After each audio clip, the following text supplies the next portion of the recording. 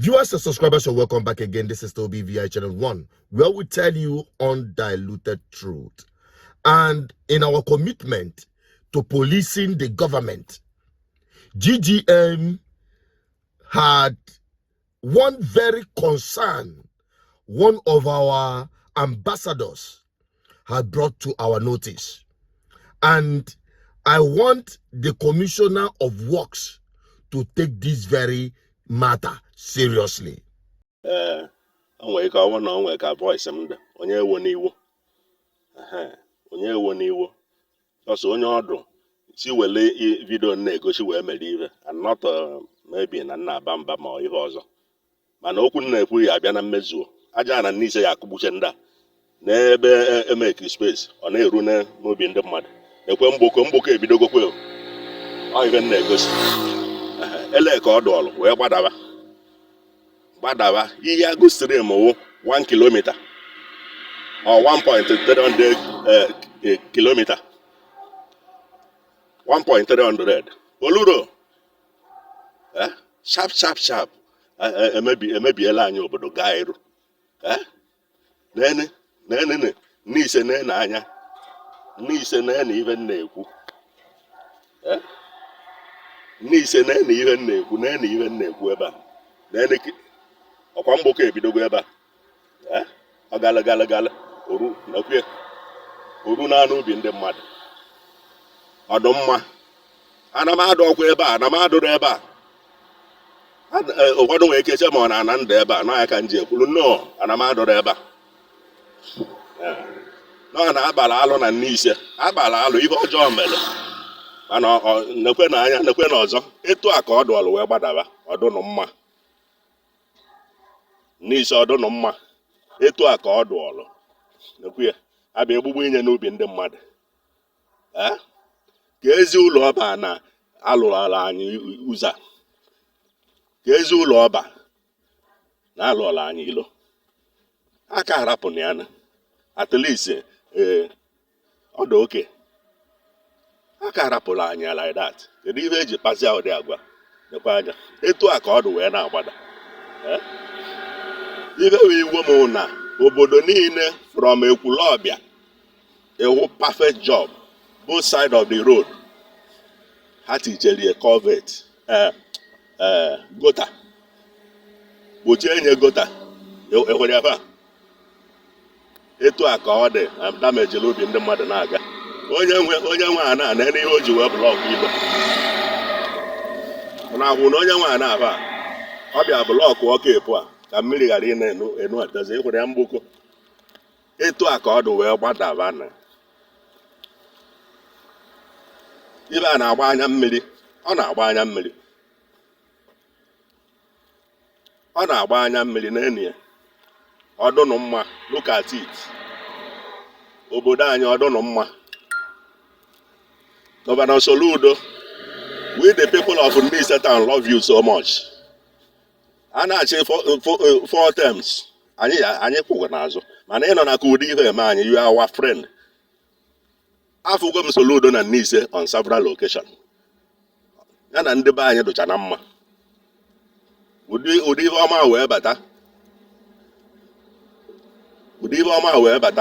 Gọvanọ wụ onye nke anyị wee nọrọ eme anyị ụdị ihe. I'm sure na the video elugwu ya ntị. Ọ hụgwu ya. Kedụzi ebe o ji ya agba nkịtị. Look at it. Mgboko ka akwa n'obi ndị mmadụ niile. Ibe ebe alụ mere alụ si correct enye Commissioner for Works correct enye this is evil enwere ike ma ọwụ na enwe na idea mana Commissioner for Works abịagwo ọ bịara fụ ihe ha kedu ihe mere ara egbugota na enu space dị ebe a akụbọcha ọnọ ndị mmadụ kwatuchie ma fence ma ihe niile ngwanụ space a na onye nwezie space a ozi ide ka ekreti eria eche m ọgụta ka aka awa walia gbada na ihe agụsiri m mana emeri etu a ka ọ dụba mgboko karịrị That is it. That is how we got this report, and it is a disaster in waiting. I'm bringing this to the attention of the Commissioner of Work. I know you have a listening ear. Anytime we bring these issues to you, you take it up head on. I don't want this one to be different, and of which I know it will not.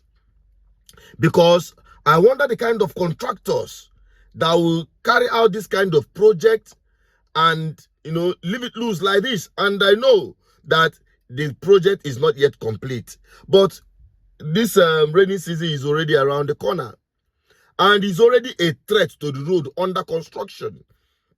If you look at it, the flood has started creating erosion already, encroaching into the unfinished road construction that is still ongoing. I think when we want to do this project, we should be tidying it up as the work progress, so that the one you've done before will not collapse before the entire project finish. So this is to the Commissioner of Work to please hasten up to intervene in this matter, because this flood is always going into people's home, creating a lot of disaster for them.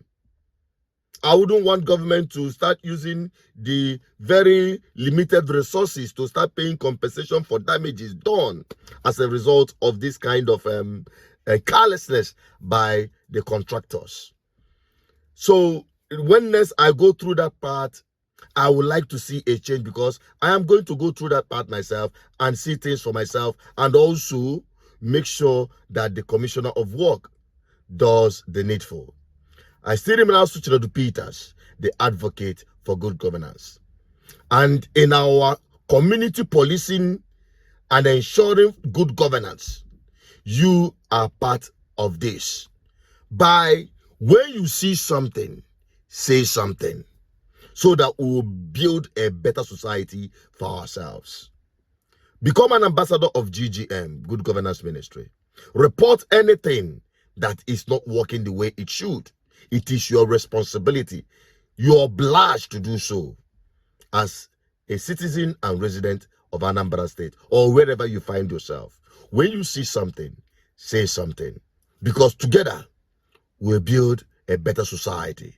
And GGM, bringing the people for good governance. I still remain Soludo Peters, the advocate for good governance. Bye-bye for now.